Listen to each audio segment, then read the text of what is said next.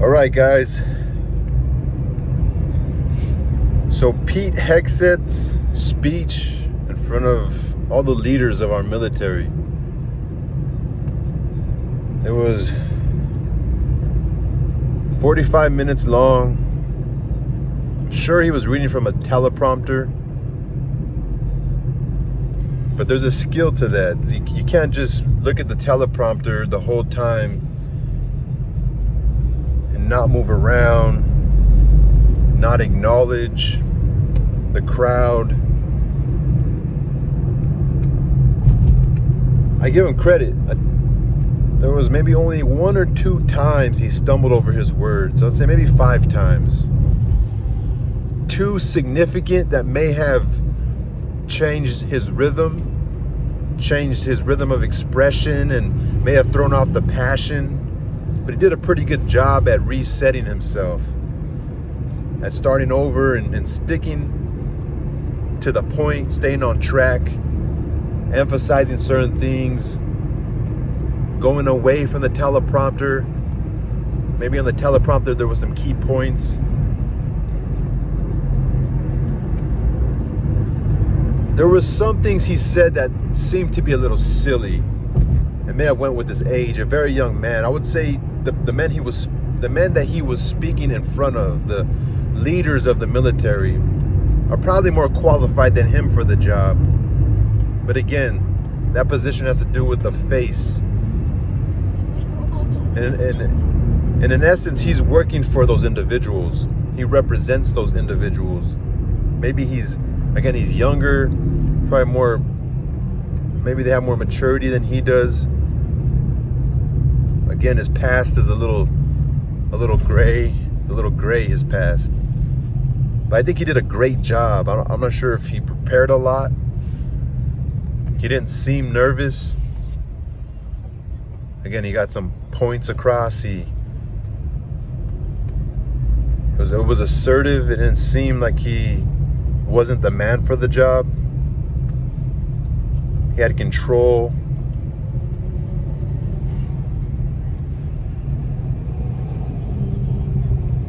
Now, I loved a lot of what he said. The Department of War, not the Department of Defense. The Department of War. So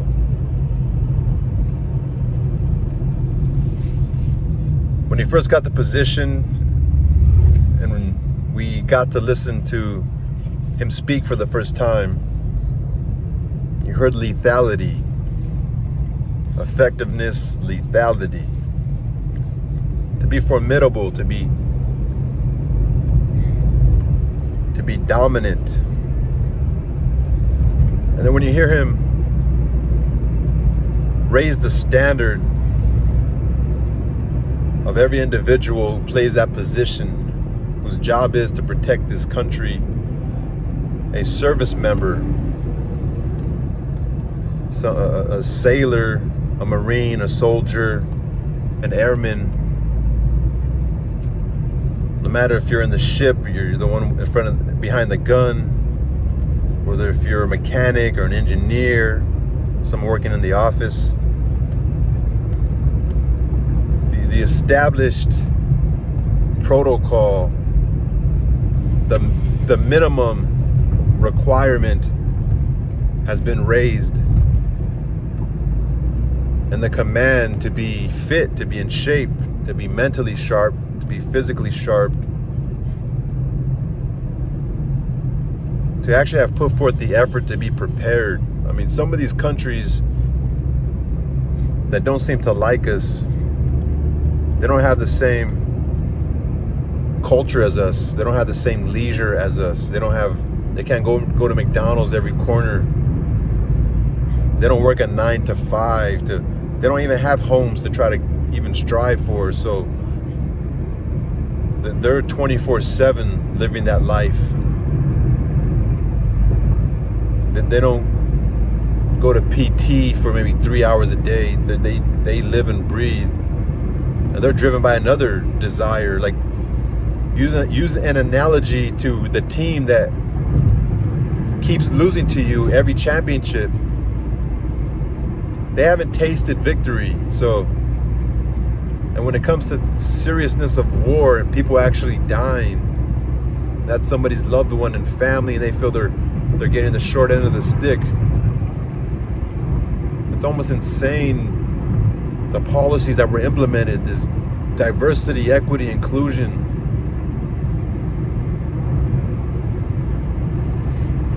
As if that we shouldn't have already known that. As if history shouldn't have already made that clear, that we're supposed to be united. As if the name of our country alone should have made that clear. It's like we were moving backwards. It was like altruistic racism. And so for him to raise that bar and to say it's based off of your ethic, your work ethic, it's based off of your ability to do the job that's asked of you. And it's not because you look a certain way, or whether you're a man or a woman, or you're black, white, yellow, brown, whether your father was this so he gave you the job. No, it's because you're the best for the job. You've put in the most work and you're most deserving of the job. Because that's what we need in this business, are the best to do that job. And that's what was most powerful about Pete Hegseth and his speech yesterday. And so, or a couple days ago, I watched it yesterday. And again, the whole idea of, okay, something else that stood out is, well, we don't really understand either. Well, he gave us insight to this, the sensitiveness of some of these quote-unquote employees of the company called the U.S. military, the U.S. Armed Forces, the sensitiveness of the employees, which are the soldiers and the airmen and the sailors and the Marines, and that open and easy avenue to make a complaint about your leaders. That lack of communication, that softness that really shouldn't even be allowed in our service. It's not the place for it. And also the usage of the internet, on how you're able to anonymously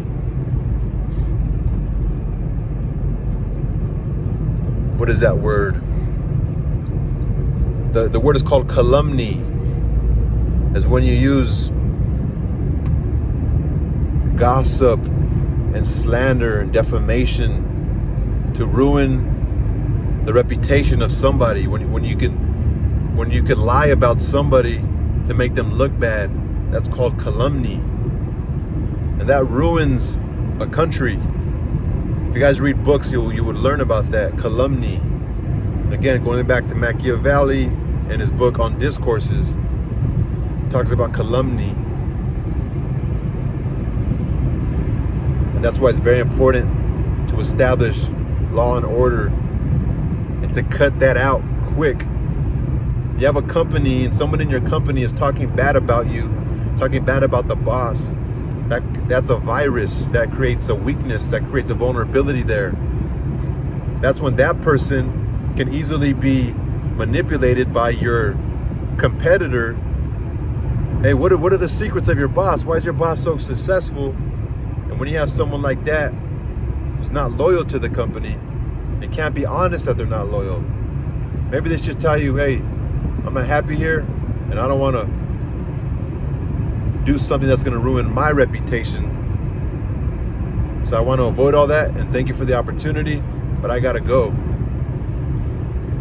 But because of the necessity to survive, people make mistakes in that manner. And they do things that are seen as disloyal in effort of survival. So I really like that he established that.